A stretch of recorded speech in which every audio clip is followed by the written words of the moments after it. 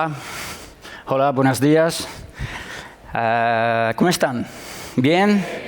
Yo estoy muy bien, Es estupendo estar en este increíble evento. Yo veo una fuerza, una voluntad de progreso, una energía que me gustaría ver también en Italia. Yo soy de Italia, pero perdona, voy a hablar en inglés porque es más fácil para mí. Quizás próxima vez voy a hablar en español. Bueno, navigating the future. In the next 15 minutes, I won't be longer, I promise. In the next 15 minutes, I'm going to speak about the possibility to establish a regulation for artificial intelligence, the possibility to create an AI law designed to maximize benefits while minimizing the risk of artificial intelligence. Why I say so? Well, I say so because until recently, the law of artificial intelligence, the regulation of artificial intelligence was somehow like that. It was a desert, actually. Of course, we had many ethical principles, autonomy, beneficence, explicability, transparency. We had also a few legal rules. Ethical principles are not binding. The legal rules are binding, but essentially they were limited to privacy issues. And so, that was a desert until recently, a desert in which big tech, the tech giants, could operate substantially unchecked, without, having to be compliant with a comprehensive legal framework. Because of that, after a while, we realized that we actually needed a framework, a legal framework. This because a number of us, but also the AI expert, started to be worried about what artificial intelligence can actually do. We started to be worried, for instance, about the bias that can be in the data set we use to train the systems and to validate the system. We tried to be worried about the potential discriminatory results, discriminatory outputs that can come out of the machine. We become worried about the internal processing of the systems, the lack of transparency of the systems, the opacity of the system. I'm referring to the well-known black box phenomenon. Accordingly, we started to think about a legal regulation for AI. We started to think about concepts like, human-centered AI, trustworthy AI, this kind of stuff. And in the European Union, actually, we started to think about a comprehensive legal framework for AI. Back in 2021, April 2021, the European Commission published a first version of the AI Act, the proposal of a comprehensive regulation on artificial intelligence. June last year, the European Parliament proposed some amendments to this version. October, November, December, the European Council added other proposal of amendments to this text. And probably by February, March, the European Parliament will approve the final version of the AI Act. So we started to think about a law for AI, and in Europe, we are actually on the edge, maybe, of having a actual regulation for AI. But here it comes to problems. And the problem is this one. When the law intervenes, especially in very complex scientific and technological stuff, the risk is that the law pose excessive burdens to science, to technology. The risk is that the law put unproportionate burdens, excessive requirements, hindering innovation. So we have to avoid this, because we have to avoid this rock. And so we thought about to follow a third way, neither the desert, nor this rock. We tried to think about a third way, a balanced law, a sustainable law, in order to have an effective regulation for AI. So, the subtitle of this, the title of the conference is ¿Qué hacemos ahora? Bueno, ¿qué hacemos ahora? Ahora, I would like to propose, a kind of potential solution for this third way, neither the desert nor the rock, hindering innovation. And my proposal is based on three characters, actually. I would like to propose you a new way of thinking about the law of artificial intelligence. We need a new law for artificial intelligence. And this new law is characterized by three essential features, which are the three T's of AI law. The law of artificial intelligence must be tuned, must be timely, must be tailored. Bueno, podemos decir las mismas cosas en español. En español no están las tres T, mas están las tres A. El derecho de la inteligencia artificial tiene que ser abierto, actualizado y atento. What I mean with these three features? I mean, first T, tuned law, un derecho abierto. We just heard about that. Artificial intelligence is a very complex technology. It's not easy to understand what it is and what is not. So, Member of Parliaments, do they know about neural networks? Do they know about the backpropagation stuff? Member of Parliaments must be open to the scientific advice of other bodies. The Member of Parliaments, the law, has to be in tune with science. And this is possible. This is not a mission impossible. In the UK, we have the POST, the Parliamentary Office for Science and Technology, a bunch of experts whose role is to give the member of Westminster,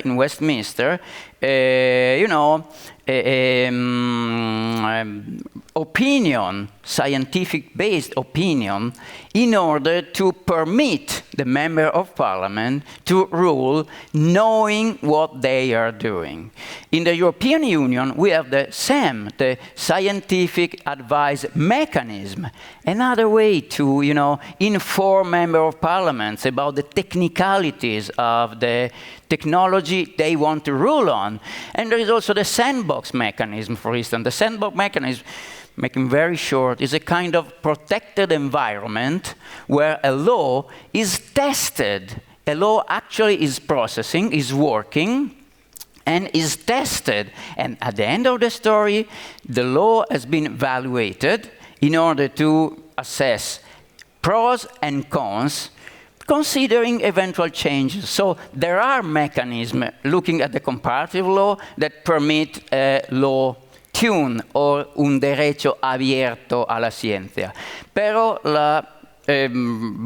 artificial intelligence is also complex, not from just a scientific, technological point of view. Artificial intelligence is also complex from a societal point of view. It's very divisive. It is a very divisive issues. There are people thinking that artificial intelligence will be, the last invention of humanity. There are people thinking that artificial intelligence will spell the end of humanity. Other people think that artificial intelligence is a kind of panacea, is the solution for every problem we have on this earth. So we need also a law which is in tune with not just with science, but also with society. We need an extra ingredient of participatory democracy, because usually members of parliaments cannot represent in a very effective way all this division we have at societal level, okay? Here again we have some case in points. In France, they have the États généraux. Can you appreciate the symbolic importance of the general estate in French? I mean, it can go back to the French Revolution.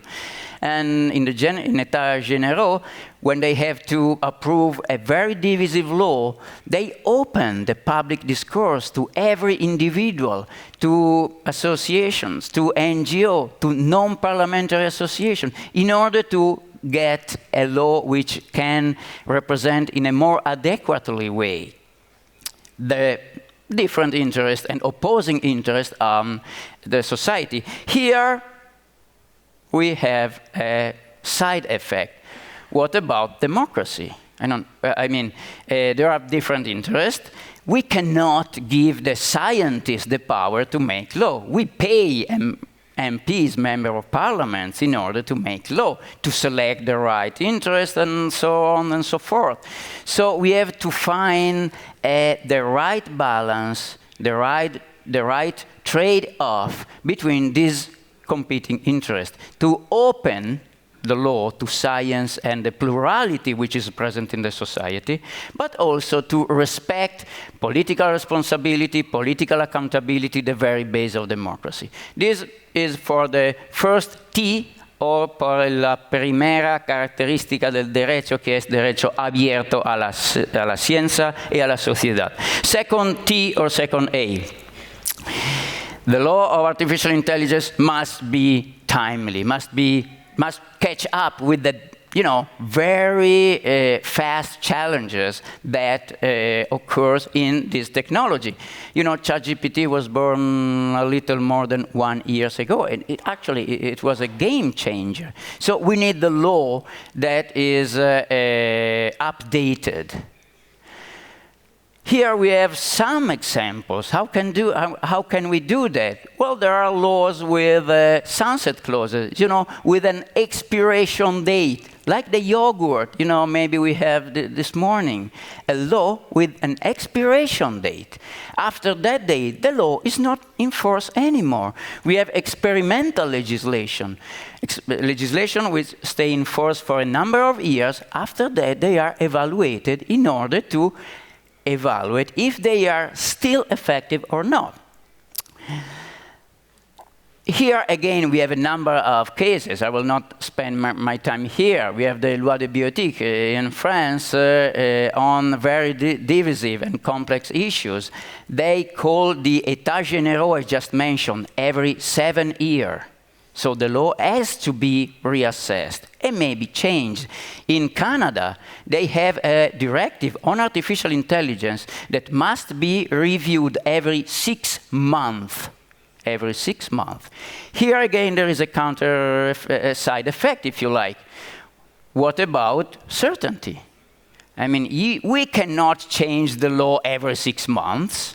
We need some certainty. We need some predictability. Programmers, the society, everyone needs some certainty. The law must be stable, but not still. So we have, again, here to find the right trade-off between the interest in having an updated law, un derecho que es actualizado, but we have also to take into account that we need to have law which are certain, and we can assure a certain degree of predictability. Third and last T, or a tailored law. What I mean with tailored law? Okay. I mean that, we have different kinds of artificial intelligence. Usually, we speak about artificial intelligence in singular. Well, we should speak about artificial intelligences. We have, I don't know, model-based system, we have machine learning, we have neural network. They are very different. The pros and cons are very different. And we can deploy the same systems in different fields, for transport, for agriculture, for medicine, for justice. So the law has to take into account the very characteristics of the systems the law want rules on, and maybe the area, the field in which the artificial intelligence system is deployed. How can we do that? Okay, in the European Union, we decided to adopt a risk-based approach. I mean that some systems will pose an unacceptable risk, and those systems are forbidden.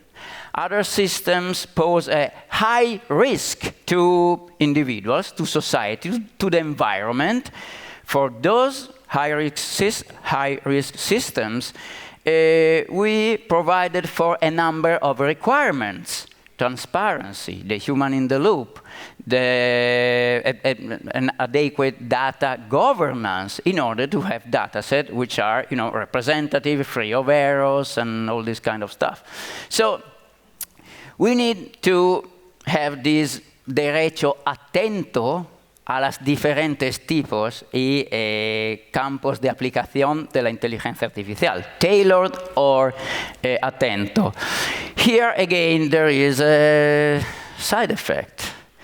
We cannot fragment it too much the law. We need to live in a legal order, not in a legal disorder, where there is a law for every and each systems and every and each field of application. So here again we have to find the right trade-off.